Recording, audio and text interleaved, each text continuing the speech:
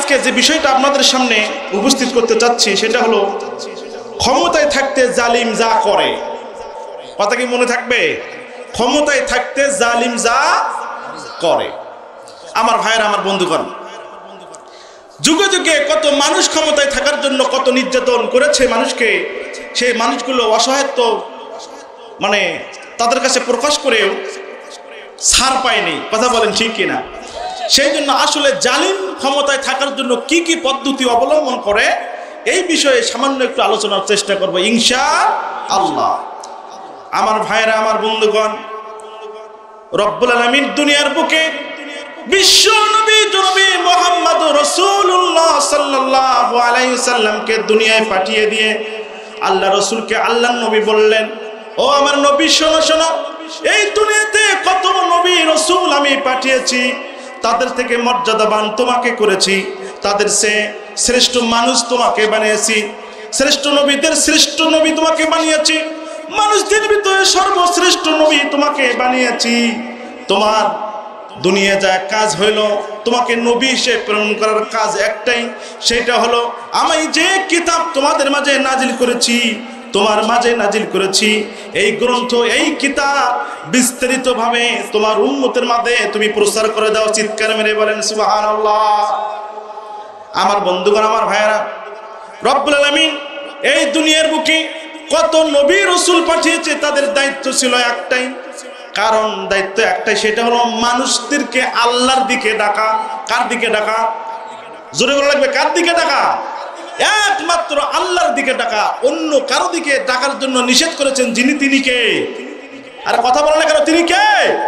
আল্লাহ। আমার ভাইয়েরা, যুগে যুগে পৃথিবীতে যত জালিম শাসক আল্লাহ তাআলা দুনিয়ায় দিয়েছেন, ওই জালিম শাসকরা এই যুগে যুগে মানুষদের ক্ষমতায় থাকার জন্য কি কি করেছে ওই কথাগুলো আল্লাহ তাআলা কোরআনে কারিমে নোট করে দিয়েছেন। চিৎকার মেরে বলেন সুবহানাল্লাহ। আল্লাহ তাআলা কোরআনে কারিমে বলছেন, ইন্নাল্লাহা ইয়া'মুরুকুম আন তু'আদ্দু ওয়াল আমানাতি ইলা আহলিহা। চিৎকার মেরে বলুন আল্লাহু আকবার। আল্লাহ তাআলা বললেন, নিশ্চয় আল্লাহ তোমাদেরকে নির্দেশ দিচ্ছেন যে তোমরা আমানত সমূহ যোগ্য লোকের নিকট অর্পণ করো। চিৎকার মেরে বলেন না আল্লাহু আকবার। আমার ভাইয়েরা, আমার বন্ধুগণ, কথা কার? কথা বলেন, কথা কার? বিগত 17 বছর হলো, ও আমার প্রাণের ভাইয়েরা, বন্ধুগণ, বিগত 17 বছর হলো একটা মানুষ তার যোগ্য প্রার্থীকে নির্বাচন করতে পারে নাই। কথা বলেন ঠিক কিনা? আমার ভাইয়েরা, আমার বন্ধুগণ, তারা নিজেরা ভোট দিয়েছে। মরা মানুষ, মৃত্যু মানুষ, 40 বছর আগে তার মৃত্যু হয়েছে, সেই মানুষটা এসে ভোট দিয়েছে। কথা বলেন ঠিক কিনা? আমার বন্ধু, আমার ভাইয়েরা, শুধু তাই নয়, যোগ্য লোককে ক্ষমতায় দেওয়ার জন্য, যোগ্য লোককে রাষ্ট্র ক্ষমতায় বসানোর জন্য কত চেষ্টা মানুষ করেছে, কাজ হয় নাই। কারণ একটাই, মানুষ যদি ভোট দিতে না যায় তাহলে বলেন যোগ্য প্রার্থীকে কে ক্ষমতায় বসানো সম্ভব? আর কথা বলেন না, কি কি সম্ভব? আমার ভাইরা, আমার বন্ধুগণ, এক লোক সকালবেলা গোসল করে 7টার সময় ভোট সেন্টারে রওনা দিছে। কয়টার সময়?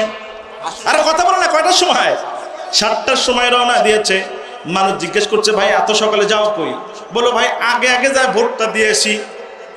আমার ভাইরা, আমার বন্ধুগণ, আগে আগে ভোট দেওয়ার জন্য রওনা দিয়েছে। ভোট সেন্টারে পৌঁছার পরে যারা ভোটের লিস্ট দেয় তারা বলতেছে, ভাই কি খবর? বলল যে ভাই ভোট দেওয়ার জন্য আসলাম। বলল যে আপনার ভোট তো হয়ে গেছে। একটু জোরে বলেন না নাউজুবিল্লাহ। ওই লোকটা আমারে ফোন করলো, ভাই আমার, আমি ওই স্কুলের দেওয়ালের দিকে তাকাইয়া আল্লাহর কাছে দুহাত তুলে ডাক দিলাম, রব্বুল আলামিন। চিৎকার মেরে বলেন আল্লাহু আকবার। এই স্কুলের ইটারা, ওই স্কুলের দেওয়ালেরা সাক্ষী থাক, হাসরের ময়দানে তোদেরকে আমি সাক্ষী বানাবো। এই আমি তাকে ক্ষমতায় দেব, ইনসাফ ভিত্তিক দিন কায়েম করার পক্ষে আমি সাপোর্ট দিতাম, ভোট দিতাম। আমার ভোট যারা নষ্ট করলো, আমার আমানতের খেয়ানত যারা করলো, এতর বিরুদ্ধে আমি হাসরের ময়দানে মামলা দায়ের করব। চিৎকার মেরে বলেন না আল্লাহু আকবার। আমার ভাইরা, আমার বন্ধুগণ, ও সোনা পাখিরা, কথাগুলো দিল দিয়ে শোনেন, কাজে লাগবে। আল্লাহ বললেন যে যোগ্য লোকের নিকট তোমার আমানত অর্পণ করো, তাকে দিয়ে দাও। এই আমানতদার ছিলেন বিশ্বনবী জনাবে মুহাম্মদ রাসূলুল্লাহ। একসাথে বলেন সাল্লাল্লাহু আলাইহি সাল্লাম। যোগ্য লোক ছিলেন, যোগ্য প্রার্থী ছিলেন, যোগ্য মানুষ ছিলেন। কারো একটা জিনিস তিনি আমানতের খেয়ানত করেনি। বিশ্বনবী জনাবে মুহাম্মদ রাসূলুল্লাহ সাল্লাল্লাহু আলাইহি সাল্লামকে মানুষকে যখন দাওয়াত দিয়েছেন, দাওয়াতের পদ্ধতি দেখেন। আবু জেহেলের গোষ্ঠীরা, তার অনুসারীরা মুঠের মুঠ করে পাথর নিয়ে এসেছে। কি নিয়ে এসেছে? কথা বলা লাগবে, কি নিয়ে এসেছে? পাথর নিয়ে এসে বলছে, ও নবী মুহাম্মদ সাল্লাল্লাহু আলাইহি সাল্লাম, ভাতিজা আমার, তুমি যদি বলতে পারো আমার মুঠের ভিতরে কি আছে, কথা দিলাম আমি কলেমা পড়ে মুসলমান হয়ে যাব। চিৎকার মেরে বলেন মারহাবা। বিশ্বনবী ডাক দিয়ে বললেন, চাচা আপনি বলছেন পাথর, ওই আপনার হাতের ভিতরে কি আছে, সে মানে কি আছে আমি যদি বলতে পারি তাহলে আপনি ইসলাম গ্রহণ করবেন।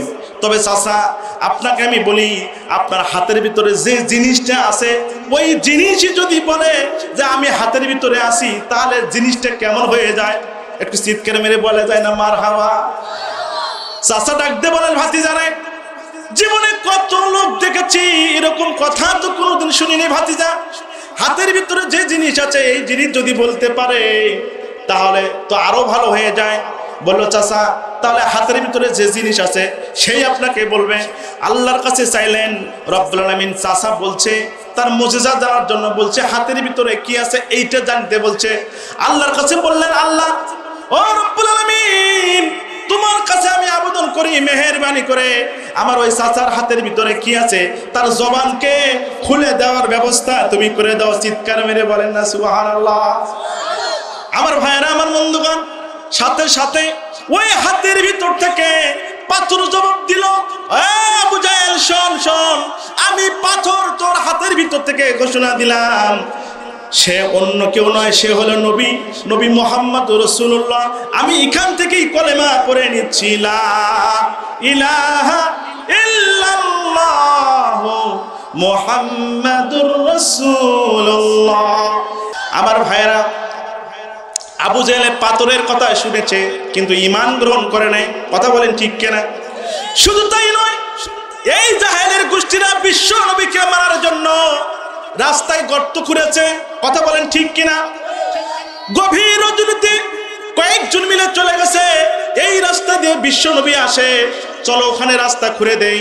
বিশ্ব নবী যখন মুহাম্মদ যখন এই রাস্তা দিয়ে আসবে, আসার সঙ্গে সঙ্গে এই গর্তের ভিতরে পড়ে সে মারা যাবে। একটু চিৎকার মেরে বলেন না নাউজুবিল্লাহ। হেফাজত করার মালিককে?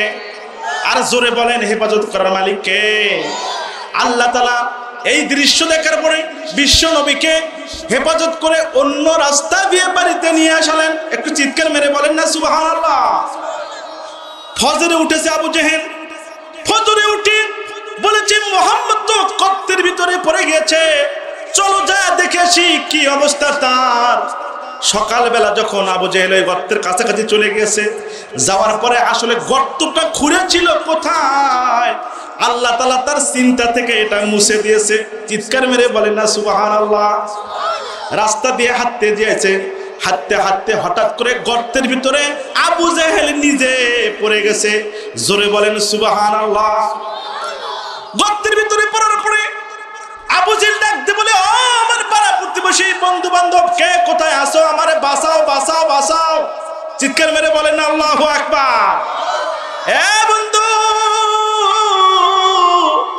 এইভাবে যখন চিৎকার মেরে চেঁচামেচি করে ডাকাডাকি শুরু করে দিয়েছে, আমার বন্ধুগণ, আমার ভাইয়েরা, বিশ্বনবী ওই লোকগুলো যখন এলো, আসার পরে দেখে ওই আবু জেহেল গর্তের ভিতরে ঢুকে পড়ে আছে, কিন্তু কেউ তাকে তুলতে পারতেছে না। চিৎকার মেরে বলা যায় না সুবহানাল্লাহ। আমার ভাইয়েরা, সব লোক ধরে টানাটানি করে, কেউ আসে না। আবু জেহেল ডাকতে বলে, এ বন্ধু বান্ধব, এ আমার প্রতিবেশী, এ বন্ধু বান্ধব প্রতিবেশী, আমারে আর টানাটানি করে কোনো লাভ নাই, যার জন্য গর্ত খুঁড়েছিলাম রে, মেহেরবানি করে আমার ভাতিজা মুহাম্মদ তারে ডাক দে, তাই ছাড়া আমার এই গর্ত থেকে উঠানোর ক্ষমতা কারণ নাই। চিৎকার মেরে বলেন সুবহানাল্লাহ। বিশ্বনবীকে ডাক দিলেন, ডাক দেওয়ার পরে বিশ্বনবী বললেন, চাচা ও চাচা, গর্তের ভিতরে পড়েছেন, উঠতে পারেন না, আমি যদি উঠাই তাহলে তুমি কলেমা পড়বে নাকি? বললা হ্যাঁ ভাতিজা কলেমা পড়ে নেব। ভাতিজা ডাক দে বলে, মোহাম্মদ ডাক দে বলে, চাচা কলেমা তাহলে তুমি এদের ভিতরেই কলেমাটা পড়ে নাও। একটু চিৎকার মেরে বলা যায় না মারহাবা। আবু জেহেল ডাক দে বলল, ভাতিজা রে, গর্তের ভিতরে বসে কলেমা পড়বো কেমন দেখা যায় রে ভাতিজা, আমার গর্ত থেকে তোল, কথা দিলাম তোর হাতে কলেমা পড়ে মুসলমান হয়ে যাব। চিৎকার মেরে বলা যায় না সুবহানাল্লাহ। বিশ্বনবী বললেন যে ঠিক আছে। বিসমিল্লাহির রহমানির রহিম বলে হাতটা শুধু চাচার হাতে দিয়েছে, হাত ধরে ওই আবু জেহেল উপরে উঠেছে। ওঠার পরে বিশ্বনবী ডাক দিয়ে বললেন, চাচা কলেমাটা পড়ো। আবু জেহেল ডাক দিয়ে বলে, ভাতিজা রে, এক সময় তুমি দেখলাম পাথরের ভিতর থেকে কথা বলা শুরু করে দিয়েছে। ও ভাতিজা, তখনও বলেছিলাম তোমার মতো জাদুকর নাই, সারা মানুষগুলো আমারে উঠাইলো, কেউ উঠাতে পারলো না, কি যেন মন্ত্র পয়রা তুমি আমার হাতটা ধরলা, আর সাথে সাথে গর্তের ভিতর থেকে উঠে গেলাম। ও মুহাম্মদ, বুঝতে পেরেছি এই মক্কা নগরীতে তোমার মতো জাদুকর আর কেউ নাই। চিৎকার মেরে বলেন নাউজুবিল্লাহ। বন্ধুগণ আমার ভাইরা, কত চেষ্টা করেছে তাদেরকে ইমানের পথে আনার জন্য, তাদেরকে ভালো পথ দেখানোর জন্য, তারা আনে নাই। কথা বলেন ঠিক কিনা? সমাজের অনেক আবু জেহেল এখন দেখা যায়, তাদেরকে যদি কোরআনের দাওয়াত দেওয়া হয়, তাদেরকে যদি বলা হয় এই দল করা যাবে না, কারণ এই দলের ভিতরে ইমানদার থাকতে পারে না, তারা আমাদেরকে বলে আহা তোর মতো ইমানদার কত দেখলাম, আর ইমানদার দেখার দরকার নেই। একটু জোরে বলেন নাউজুবিল্লাহ।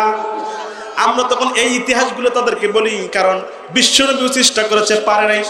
আমার ভাইরা, আমার বন্ধুগণ, আল্লাহ নিজে বললেন যে যোগ্য লোকের নিকট তোমাদের আমানত অর্পণ করো, ওই যোগ্য লোক কোনোদিন তোমার আমানতের খেয়ানত করতে পারে না।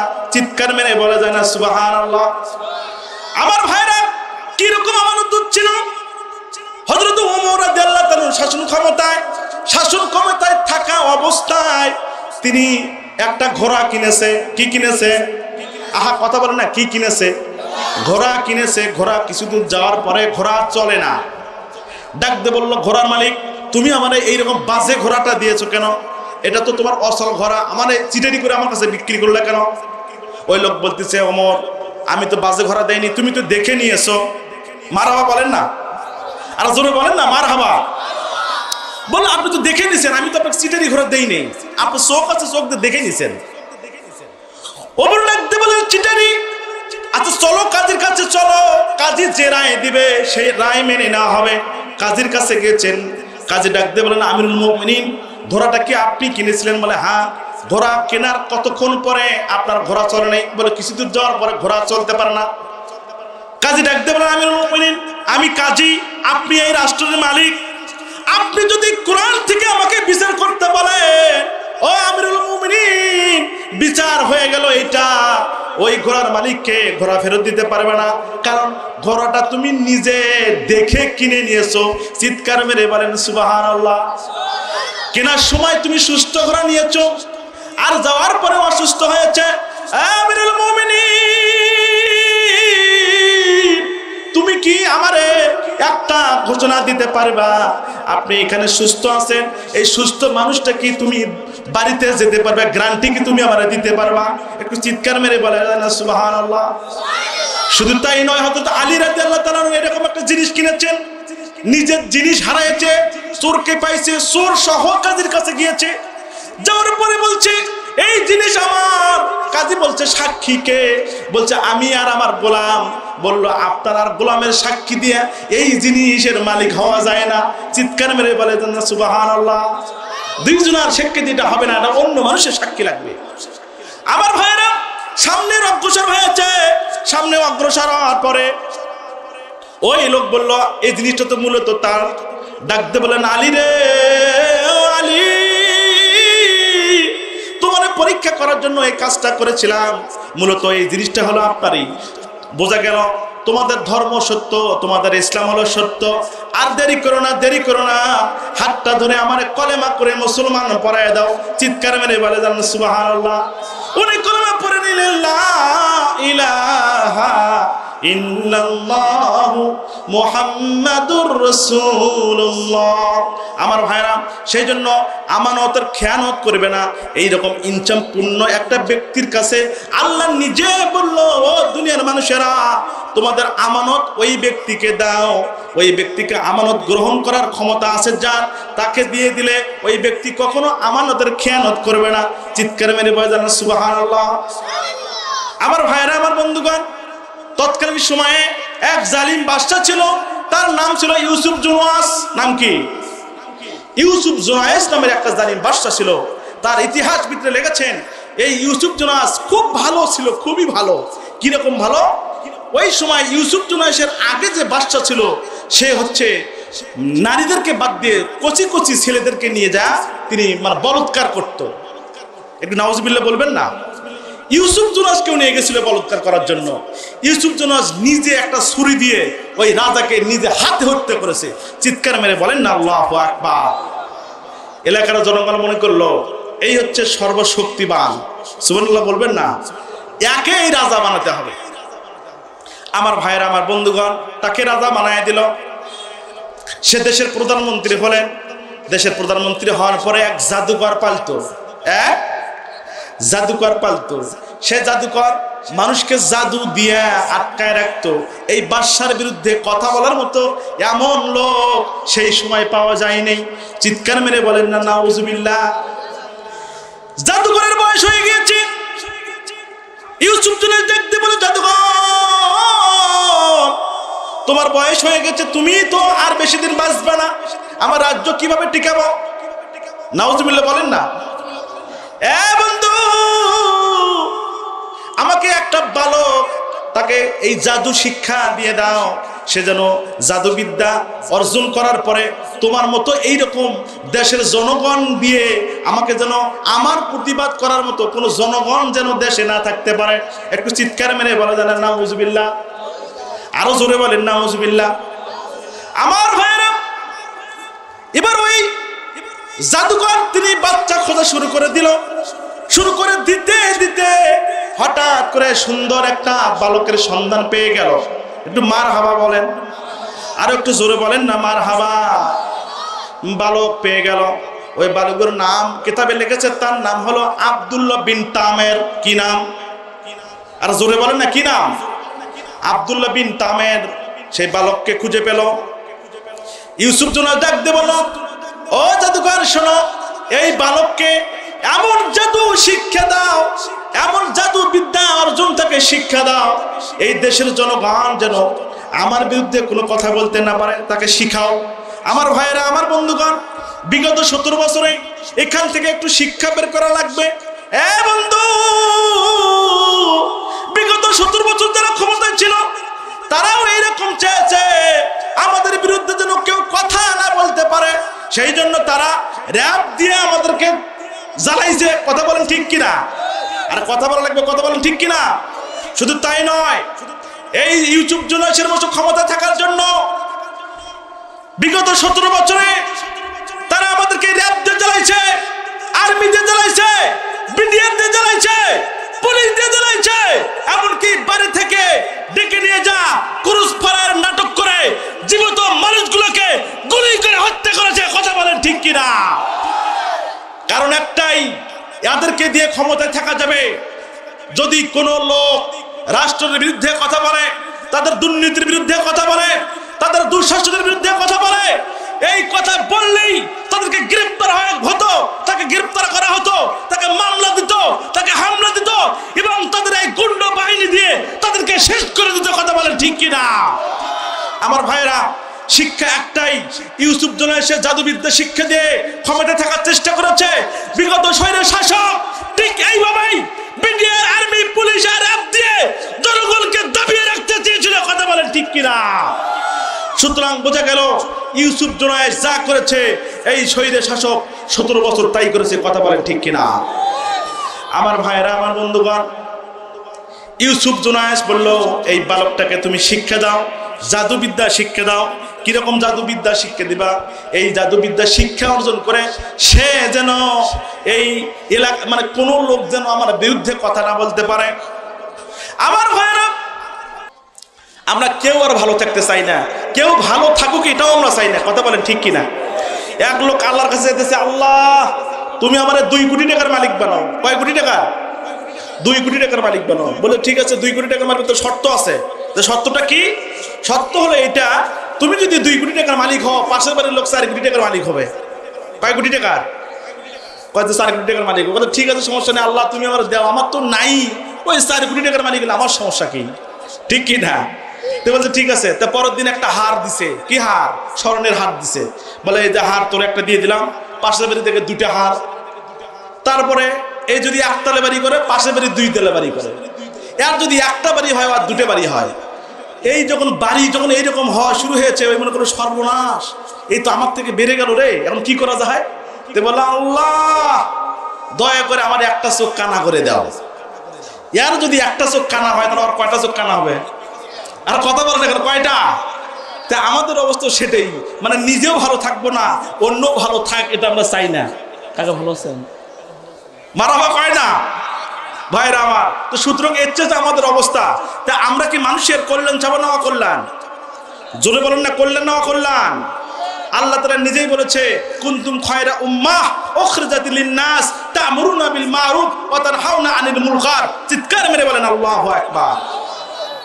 আল্লাহ তাআলা বলেন, ও দুনিয়ার মানুষেরা, তোমাদেরকে বাইর করা হয়েছে একটাই কারণ, তোমরা মানুষদেরকে ভালো উপদেশ দিবা আর খারাপ থেকে তাদেরকে বাঁচায় রাখবা। চিৎকার মেরে বলেন সুবহানাল্লাহ।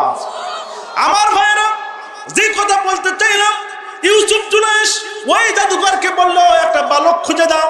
বালক পেয়ে গেল, নাম তার আব্দুল্লাহ বিন তামের। ওই তামেরকে আস্তে আস্তে জাদুবিদ্যা শিক্ষা দেওয়া শুরু করে দিল। জাদুবিদ্যা শিক্ষা করতে করতে এক রাস্তা দিয়ে প্রতিদিন যখন আব্দুল্লাহ বিন তামের যাতায়াত করে, আস্তে আস্তে ওই রাস্তার ডান সাইডে কুড়ে ঘরে দেখে এই রুমে একজন মুরব্বী আল্লাহওয়ালা, সে যেন গুনগুন করে কার সঙ্গে কথা বলে। চিৎকার মেরে বলেন সুবহানাল্লাহ। আরো জোরে বলেন সুবহানাল্লাহ, আরো জোরে বলেন সুবহানাল্লাহ। ওই আমার গহনা দিন ফুরাইয়া যাবে, যৌবনে লাগবে ভাটি। ওই আমার গহনা দিন ফুরাইয়া যাবে, যৌবনে লাগবে ভাটি। ওই যে দেখো ডাকিতেছে তোমায় কবরের মাটি। ঠিক কিনা? এই যৌবন কি থাকবে? আরে কথা বলেন, এই যৌবন থাকবে? ও তোমার গহনা দিন ফুরাইয়া যাবে, যৌবনে লাগবে মাটি। ওই যে দেখো ডাকিতেছে তোমায় কবরের মাটি। ওই যে দেখো ডাকিতেছে তোমায় কবরের মাটি।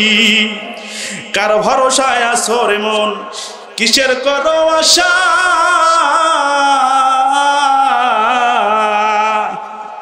কার ভরসায় আছো রে মন, কিসের করো আশা? এত সাদের বাড়ি তোমার ভাঙবে একদিন, ভাঙবে রে বাসা। কথা বলেন ঠিক কিনা? ও তোমার গহনা দিন ফুরাইয়া যাবে, যৌবনে লাগবে মাটি। ওই যে দেখো ডাকিতেছে তোমায় কবরের মাটি। জোরে বলেন মারহাবা। সন্ধ্যার আগে যেদিন ডুববে রে বেলা, এক পলকে ভেঙ্গে যাবে তোমার রঙেরই মেলা। কথা বলেন, কথা বলেন, আর কথা বলেন ঠিক কিনা? সন্ধ্যার আগে যেদিন ডুবিবে বেলা, এক পলকে ভেঙ্গে যাবে তোমার রঙেরই মেলা। কাদের দিবা জোরে ধম,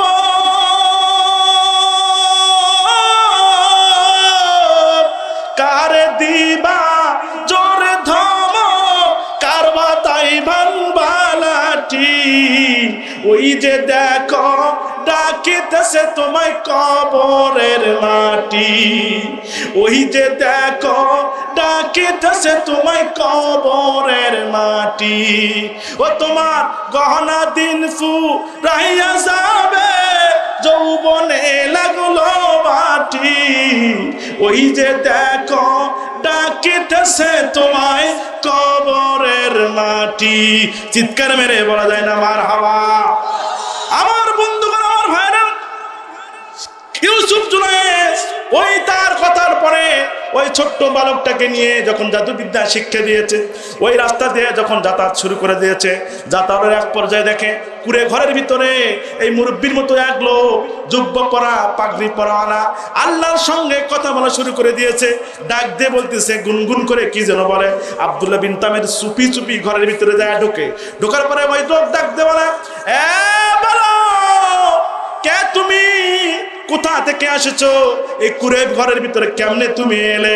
ওই বালক ডাক দিয়ে বলেন, মুরব্বি গো মুরব্বি, আমি তো আপনাদের চিনি না, আপনি গুনগুন করে কার সঙ্গে কথা বলেন, এইটা আমি একটু আপনার কাছে জানতে চাই।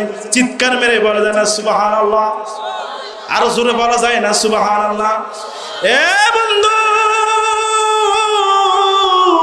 মুরব্বি ডাক দিয়ে বলতেছে, বাবা রে, আমি আমার আল্লাহর সঙ্গে কথা বলি।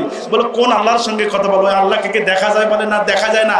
ওই আল্লাহকে চেনা যায় না, ধরা যায় না, কিছু করা যায় না, তার প্রতি বিশ্বাস রাখতে হয়। বললো কিরকম বিশ্বাস রাখতে হয়? বললাম তুমি যদি তার উপরে ভরসা করে যে কাজটা তুমি করতে চাইবা, আল্লাহ তাআলা সেই কাজটা অলৌকিক ভাবে ঘটায় দিবে। চিৎকার মেরে বলা যায় না সুবহানাল্লাহ? বালকটা বললেন, তাহলে আমাকে একটু শিখান তো। কি শিখান? শিখান। তারে ওই মুরব্বি তারা শিক্ষা দিতেছে, বলেন বিসমিল্লাহির রহমানির রহিম। আর জোরে বলেন আল্লাহু আকবার।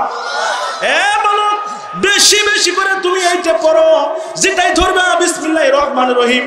ঘরে দেবা বিসমিল্লাহির রহমানির রহিম, খানার আগে বিসমিল্লাহির রহমানির রহিম, মুখ ধোয়ার আগে বিসমিল্লাহির রহমানির রহিম, সব কাজে বিসমিল্লাহির রহমানির রহিম। এই বালক করা শুরু করে দিয়েছে।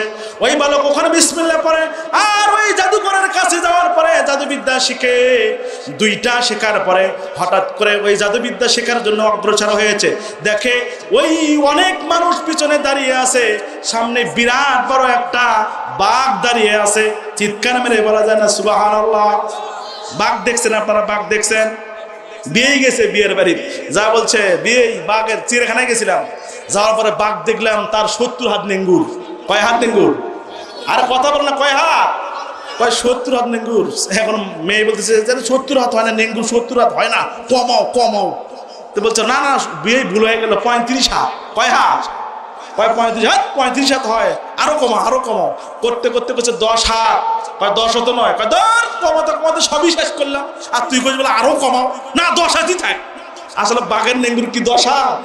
আর কথা বলে 10 হাত। আমার ভাইরা, ওই রাস্তার ভিতরে বিরাট বড় বাঘ দাঁড়িয়ে আছে, মানুষজন যেতে পারতেছে না। ওই বালক এবার বলল, এই তো পরীক্ষা, কারটা সঠিক হয় দেখি তো। উনি বলল কি, সংক্ষেপ করে ঘটনাটা বলতেছি। ও বন্ধু, ওই বালক ছোট্ট একটা পাত্র নিয়েছে। পাথর নেওয়ার পরে বিসমিল্লাহির রহমানির রহিম বলে পাথরটা বাঘের গায়ে নিক্ষেপ করতে দেরি হয়েছে, সাথে সাথে বাঘ মরতে লেট হয়নি। চিৎকার মেরে বলেন আল্লাহু আকবার। এ শোনো বন্ধু, এবার বালক মনে করেছে কাজ হয়ে গেছে, যার কথায় ইটে বাঘ মরে যায়। সুতরাং এইটা হলো সত্য কথা। এই বাঘ মারার ঘটনা দিয়ে ওই যেখানে ইউসুফ জোনায়েদের এক লোক ছিল অন্ধ, সে বলল, তুমি কি বলে বাঘ মারলা, সেটা আমার চোখে একটু ফুক দাও তো দেখি। সাথে সাথে চোখে ফুক দেওয়া দিয়ে দিয়েছে, বিসমিল্লাহির রহমানির রহিম বলে চোখে ফুক দিয়েছে, সাথে সাথে অন্ধ লোক ভালো হয়ে গেছে। চিৎকার মেরে বলা যায় না সুবহানাল্লাহ? রাজ্যে ঢুকেছে, পিয়াদা বলেছে, তুমি না অন্ধ ছিলা, কিভাবে তোমার চোখ ভালো হয়ে গেল? ডাকতে বলল, আব্দুল্লাহ বিন তামের কি যেন বলে, যার যেটা করে সাথে সাথে ভালো হয়ে যায়। সমস্ত লোক আব্দুল্লাহ বিন তামেরের সাথে মেলামেশা শুরু করে দিয়েছে।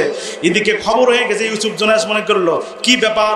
তিনি বলল যে কার কথা বলে ফুক দেয়, এটাকে বিসমিল্লাহির রহমানির রহিম, রহমান নামের গুণে আল্লাহ তাকে ভালো করে দেয়। এবার ওই ইউসুফ জোনায়েদ ডাকতে বলছে, যুবক, তোরে আমি খাওয়াইলাম পড়াইলাম, তোরে আমি আমি সেনাবাহিনীর প্রদান করলাম, আর তুই আমারে 45 মিনিটের মধ্যে দেশ থেকে বের করে দিস। এটা কি হয় নাকি? কথা বলেন ঠিক কিনা? আরে কথা বলেন ঠিক কিনা? আমার বন্ধুগণ, ইউসুফ জুনাইদ বলে, তোরে আমি খাওয়াইলাম, পড়াইলাম, তোরে আমি জাদুবিদ্যা শিক্ষা দিলাম, তোরে লালন পালন করলাম, কাপড় চোপড় দিলাম, তোরে সেনাবাহিনীর প্রধান বানাই দিলাম, তোরে ক্ষমতা দিলাম, লোক লস্কর যা আছে সব দিলাম, আর তুই 45 মিনিট আমার সময় দিস, ব্যাগ নেওয়ার টাইম নাই, তাড়াতাড়ি দেশ ছেড়ে চলে যাও। কথা বলেন ঠিক কিনা? আর কথা বলেন না ঠিক কিনা? আব্দুল্লাহ বিন তামির বললেন, এই ইউসুফ জুনাইদ, তোর কথা বলে কাজ হবে না, আমি রবের উপরেই মেনে নিচ্ছি, সুতরাং রবকে ভোলা যাবে না। আমার আল্লাহ তাআলা যা করে সেটাই সত্য, আর তুমি যা করো এটা মিথ্যা, এটা মেনে নেওয়া যাবে না। চিৎকার মেরে বলা যায় না মারহাবা। ইউসুফ জুনাইদ এবার রাগ হয়ে গেল, ডাকতে বললেন, যারা আসো, এই আব্দুল্লাহ বিন তামিরকে নিয়ে যাও, একে শেষ করে দাও। তাকে বাধা হলো, হাত পাও বেঁধে তাকে পাহাড়ের চূড়ায় উঠানো হলো। কার উপরে? পাহাড়ের চূড়ায়। কার উপরে? আর জোরে বলেন কার উপরে? পাহাড়ের চূড়ায় উঠানো হলো। ওই পাহাড়ের উপরে যাওয়ার পরে আব্দুল্লাহ বিন তামির ডাক দেয়, রব্বুল আলামিন, আমি দ্বীন প্রচার করতে চাই, আমার দ্বারা যেন এই এলাকার অসংখ্য মানুষ মুসলমান হয়ে যায়, সেই ব্যবস্থা আমি তোমার কাছে জানতে চাই। একটু চিৎকার মেরে বলেন সুবহানাল্লাহ। আল্লাহর কাছে আব্দুল্লাহ বিন তামির ফরিয়াদ করেছে। আল্লাহ তাআলা ডাক দিয়ে বলেন, জিবরাইল, আর দেরি করো না, যাও যাও, পাহাড়কে ডাক দিয়ে বলো, পাহাড় রে, এ পাহাড়, খবরদার, আব্দুল্লাহ বিন তামির পাহাড়ের চূড়ায় থাকবে, আর আব্দুল্লাহ বিন তামিরকে যারা মারতে এসেছে রে, সমস্ত মানুষগুলোকে পাহাড়ের নিচে ফেলে মারবি। চিৎকার মেরে বলে জানা সুবহানাল্লাহ। এ বন্ধু, সমন্বয়করা, এই ইউসুফ জুনাইদ নামধারী শয়তান মহিলা, এ বন্ধু, লেডি ফ্রাউনকে যখন দেশ থেকে বের করে দেয়, তারা বলে যে যেভাবেই হোক একে দুনিয়া থেকে বের শেষ করে দাও, এদেরকে শেষ করে দাও। আল্লাহ তাআলা বলেন, না না, তোকে শেষ করব, আর ওদেরকে আমি উপদেষ্টার পদে রাখবো। চিৎকার মেরে বলা যায় না সুবহানাল্লাহ। আপনারা মনে হয় খুশি না? খুশি না মনে হয়?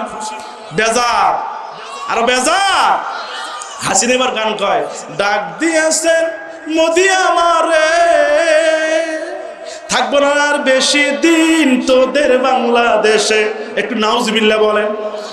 হাসিনাত গান কয়, আরে ডাক দিয়েছেন মোদি আমারে, লিল্লাহ